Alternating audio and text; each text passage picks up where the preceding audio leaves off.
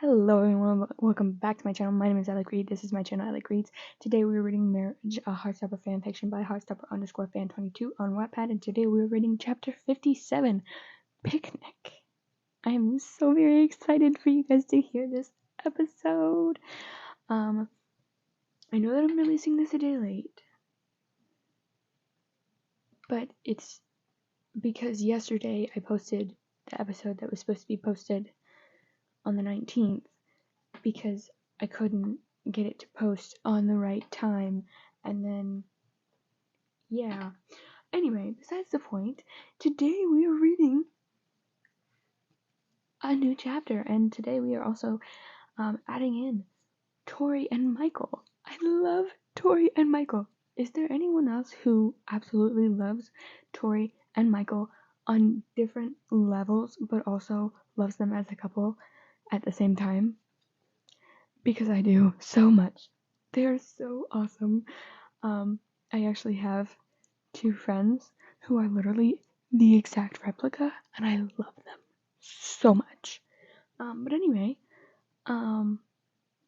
let's jump right into the video.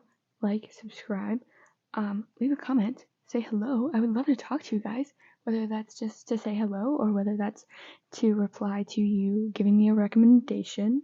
Love when you guys do that. I'm so excited. So yeah, let's jump right into the video. I'm very excited, as you can probably tell. Chapter 57, Picnic. Nick's perspective. I waved bye to Tori and Michael as they walked away. I turned around to see Charlie. I could tell he was a bit tired after walking through the amusement park all day. Char, are you tired? I say, pulling him into me. He responds, just a bit. How far are we parked? We had parked quite a bit down from the road because the amusement park was pretty busy. It's still quite far. Please let me carry you. You seem drained, and I don't even care if you're too heavy. He smiles, and I bend down so he could jump on my back. I feel his warm body press against mine, and his small hands wrap around my shoulders. After 2 minutes of walking, his head has now rested on my shoulder, and I couldn't be happier to carry him because he meant he was close to me as possible. I couldn't feel his loving touch against me. We got to the car, and I opened the door and placed him in the passenger seat and buckled him in. I got in the car and started it when Charlie spoke. Baby, you know I wasn't asleep. I could have buckled myself in, but I do appreciate it. I respond, I know you weren't asleep, but you're tired, so you deserve to be pampered. He grabs my hand and brings it to his face to kiss it. Thank you. And today was really special. I smile knowing he has no idea today is far from over. It's just getting started. There's something I don't know, isn't there? He questions. Maybe, I say while shrugging my shoulders. You and your surprises, Nicholas. He laughs. Charlie, I need to tell you something. He looks at me with this loving expression. You know you can tell me. And talk to me. I take a breath and say, I love you more than anything. Like, I mean anything. You make me so happy. You make my life so special, and I honestly can't bear being without you. He puts his hand on my thigh and says, what's going on with you? You're so lovey today. Not that you aren't usually, but it's extra today. Shit, was I giving this away? Nothing's going on. I just feel really lovey-dovey and clinging today, I guess. He squeezes my thigh lightly. I like it. It's cute, he says. I decided to text my mom and tell her we would be coming in an hour instead of now because I think I need to bring Charlie home for a quick nap before the picnic. He seems exhausted, and the doctor informed me to make sure, if he feels tired, that he listens to his body and gets extra sleep. Charlie's perspective. We got home after the amusement park, and I definitely needed to lay down. I'm so tired. We walk into our quiet apartment, and I immediately didn't lay down on the couch. Babe, can you grab me the fuzzy blanket? I call out to Nick, who's in the kitchen. He grabs the blanket and lays it down over me, then asks, I know you just laid down, but could you get up so I could lay down on the couch and you can lay on top of me? I really need cuddles. Was that even a question? Yes, please, I say, getting up and waiting for him to lay down so I could cuddle onto him. I was the comfiest when I was in his arms. After a few seconds of laying together, I was out, but I could still feel his finger running through my hair and down my neck and his gentle kisses he was placing on my forehead. I woke up around 45 minutes later feeling good and ready for the rest of our day. We went to the amusement park pretty early, so it was only around dinner time now. I gently crawled off Nick, who was still passed out on the couch, and went to make us some tea. Nick came up behind me as I was grabbing the tea bags from the shelf. He threw me over his shoulder. Tea can wait. I have dinner plans.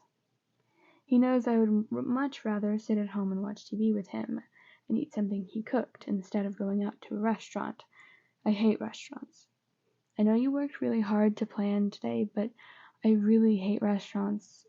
If you don't want to cook, we could just get takeout.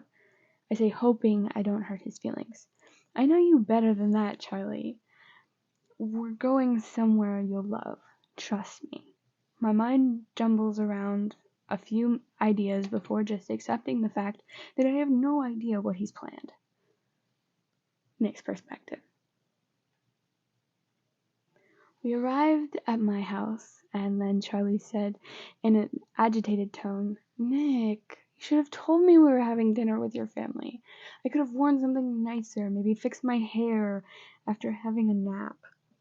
Then he starts fixing his hair profusely with his hands. Just follow me, I say, grabbing his hand and leading him through the backyard and into the field. When we came to a small, slippery bridge that towered over the small creek, I picked Charlie up like I always did, ever since he fell when he was younger. I can't forget our tradition, I say, carefully as I carry Charlie over the bridge. We walked up together through the trees to reveal the picnic that my mom set up. Oh my God! Charlie shrieked, while he admired the flower arrangements. This is amazing, Nick. Why did you do all this? This is the moment.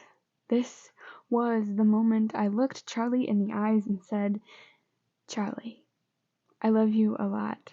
I don't think it's possible for anyone to love anybody else more than I love you.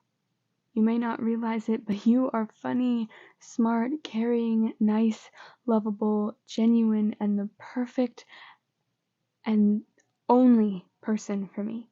Ever since the day I met you, I never thought of being without you forever. Not once. You asked me to kiss you first. You said, I love you first. You initiated our first time sleeping together, so I finally have my turn to do a first. The first step to our forever future. So what I'm trying to say is I don't have a future without you. It's not my future anymore. It's ours because I don't have one without you. My face was filled with tears now, and I dropped down to one knee. Will you marry me, Charlie Spring? Charlie's perspective. When the words, "Will you marry me?" came out of his mouth, I felt my heart stop. I felt the whole world around us stopped. Nick actually did that. He actually did. He did it. Absolutely perfectly. The day was magical, but this was unreal. Yes, yes, of course I will marry you. I love you more than anything too, I said, before he picked me up in his arms and spun me around while saying he said yes. He then put the ring on my finger, and when I saw it, I burst into tears. It's our promise rings, with an engagement band, I said, trying not to cry more. Yeah, I thought it would be special this way, and we never have to stop wearing our promise rings. I couldn't get the right words out for how I felt, so I just ran into his arms and hugged the love of my life, my fiancé. Before I start chapter 58, Engaged, I want to put a trigger warning for mentions of mental illness, eating disorders, and mental hospitals. I also wanted to say there is some gesturing towards sexual acts, so if that makes you uncomfortable, or if that triggers you in any type of way, please click off now. Now that you've got to hear about the engagement, there won't be any big things for at least the rest of this little bit. So take care of yourself. But anyway, let's jump right into the video. Chapter 58. Engaged. Charlie's perspective. I woke up this morning to an empty bed, but I could hear the shower running, so I knew that's what Nick was doing. Yesterday was the happiest day of my life. Nick honestly planned the perfect day. I was smiling the whole time. I hear a creak, and then the bathroom door swings open, and Nick walks out with damp hair and a towel around his waist, covering the parts of him I really wanted to see. He rasps, "Morning, fiancé." I don't know what turned me on more, the morning rasp in his voice or him calling me his fiancé. I look up at him and look up and down, admiring him, taking in all that's mine. "I like when you call me that," I say while holding my arms open for a hug. He comes over to me, lays down beside me, and I spoon him for a while until I reach over and kiss him. I pick up the rhythm, and he does too. I start gently biting his tongue and massaging the insides of our mouth with my tongue. His hands then grab my face. My hands then trail down his stomach towards the towel he's still wearing. "Are we doing this?" he says politely, asking for consent. "Mm-hmm," I mumble while still kicking and kissing his chest and neck. We had just finished when I burst out crying, right out of nowhere, thinking that I would have to be away from Nick. Hey, baby, what's wrong?" Nick said, kneeling down to me where I was sat at the edge of the bed. I stutter as I spoke. "I don't want you to leave." His face went pale and panicked. Then he stuttered out, "What do you mean? I don't get it. I know you and Tori think I should be sent to a mental hospital again." Those words made me feel even more scared than I thought. He grabbed both my hands and said, "I never said that, and didn't even know that Tori thought that way. Yes, the cut on your arm is concerning, but I trust you and you've been doing so much better lately." His words calmed me down. At least he knew I was trying and have been improving more than ever. "So do you think I should go because Tori does? And I really don't want her to be right." He looks at me with his soft smile and his wide eyes. "No, I think you're doing really good right now.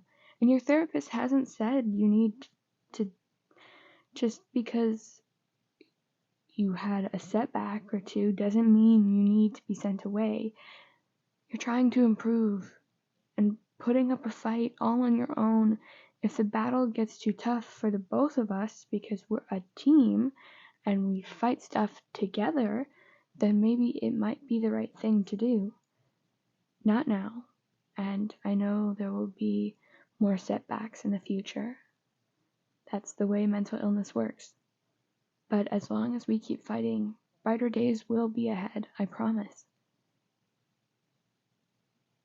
Nick was the only person who could give such a heartfelt speech, and I would actually believe it. He was always so genuine and soft. He doesn't look it, but he has this softness to him. And cares so much about people in his life. Babe, you don't know how much I needed someone to believe in me right now. Thank you for always being my support. Tori's words really hurt. I know it wasn't her intention, but it still stuck. He looked at me with pure empathy. I know they did. But she was just worried and trying to do what's best for you.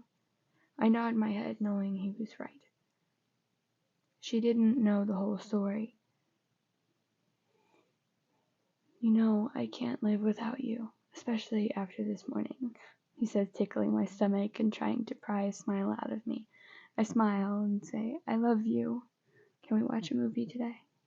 He kisses my cheek and replies, You mean just us on the couch cuddling all day? To me, that sounds like my perfect day. I smile as he takes my hand and we walk off together to enjoy our envisioned perfect day. Alright, that is the end of today's episode. I really hope you guys enjoyed. Leave comments. Say hello. Say something. Say anything. Or say nothing at all. Or leave recommendations. Or tell me how your day's going. I don't know. But anyway, good morning, good afternoon, or good night. And I will see you in the next episode. Have a good day. Love you. Bye. Good night, good morning, good afternoon, goodbye, ladies, gentlemen, and everything in between, and I will see you tomorrow.